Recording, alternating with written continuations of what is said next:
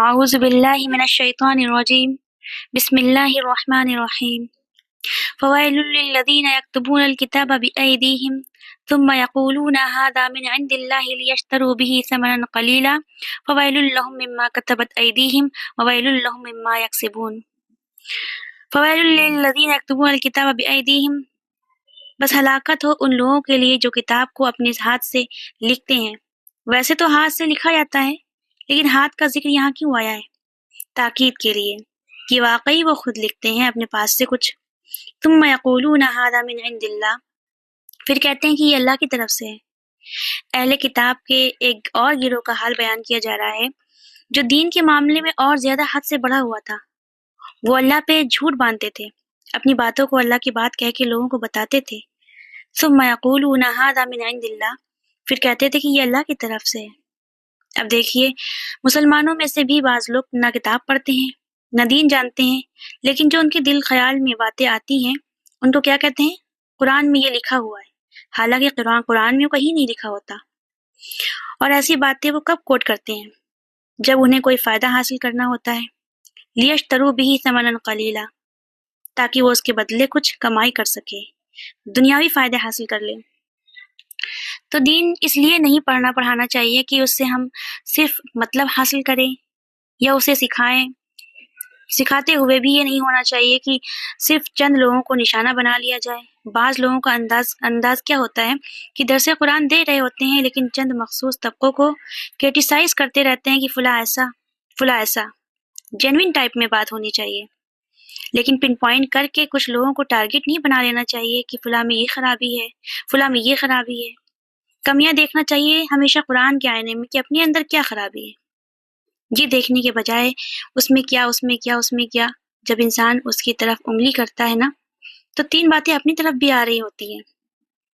تو کچھ لوگ قرآن کو، دین کو اپنے مخصوص مفادات کے لیے استعمال کرتے ہیں۔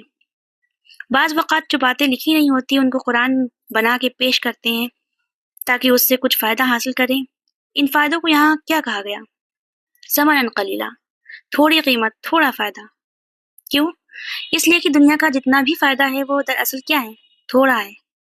خواہ آپ کو اس کے ذریعے دنیا میں بہت بڑا رتبہ مل جائے، شہرت مل جائے، کوئی مال مل جائے، کچھ بھی مل جائے، حقیقت میں کیا ہے؟ وہ تھوڑا۔ قرآن مجید میں آتا ہے قل متاع الدنیا، کہ یہ دنیا کا فائدہ تھوڑا ہے، والآخرۃ خیر لمن اتقی، اور آخرت بہتر ہے اس کے لیے جو تقوی اختیار کرے۔ جنت میں ایک کوڑا رکھنے کی جگہ وہ دنیا ماویہ سے بہتر ہے۔ تو یہ انتہائی مکروہ کام ہے کہ کوئی شخص دین کو دنیا کمانے کا ذریعہ بنا لے، یا دین کو دنیاوی فائدوں کے حصول کے لیے سیکھے اور سکھائے، یا پھر اللہ کے نام پر ایسی باتیں گڑھ کے لگائے جو اللہ نے فرمائی نہیں ہے، تاکہ اس کے ذریعے سے دنیا کا کوئی فائدہ حاصل کر لے۔ آگے فرمایا فویل لہم مما کتبت ایدیہم، ہلاکت ہے ان کے لیے جو ان کے ہاتھوں نے لکھا۔ دوبارہ ہلاکت کی بات کی گئی ہے۔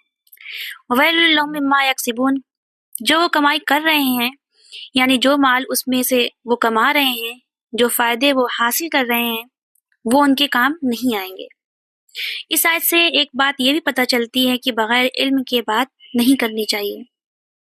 دین کا علم حاصل کر کے پھر اس کے مطابق لوگوں کو بتانا چاہیے۔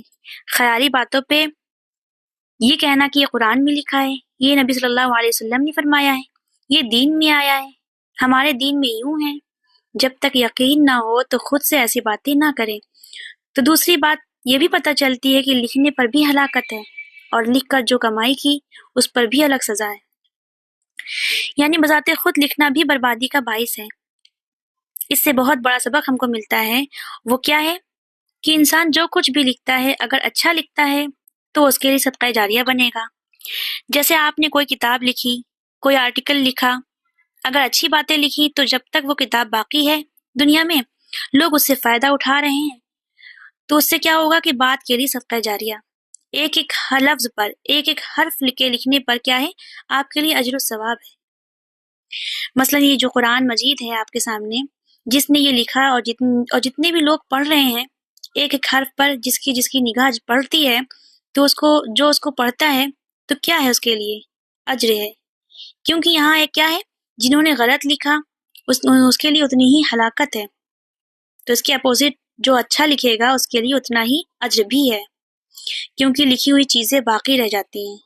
اور پھر انسان بعض اوقات دین کے خلاف یا لوگوں کو خوش کرنے کے لیے کچھ باتیں لکھ دے۔ بعض کتابیں اسلام کے خلاف لکھی گئی ہیں اور وہ بظاہر بیسٹ سیلر بھی قرار پائی ہیں۔ تو کبھی بھی انسان جو دنیا کی شہرت، دنیا کے فائدے حاصل کرنے کے لیے ایسی باتیں نہ لکھے کہ جو اس کی آخرت کو نقصان دینے والی ہوں۔ بعض وقت کی انسان جھوٹی باتیں لکھ کر چھاپ دیتا ہے کہ لوگوں کو پسند ہے۔ وہ اس لیے کہ بہت سے رائٹرز کیا لکھتے ہیں، وہ لکھتے ہیں جو لوگوں میں پسندیدہ ہوتا ہے، خواہ وہ کتنے ہی غلط کیوں نہ ہو، مس لیڈنگ کیوں نہ ہو۔ تو ایسی لکھی ہوئی چیزیں بھی چونکہ لوگ یہی پسند کرتے ہیں، لوگ یہی چاہتے ہیں، لہٰذا ہماری مجبوری ہے کہ ہم وہی لکھیں، اور اگر ہم یہ لکھیں گے تو کتاب کیا ہے، بکے گی۔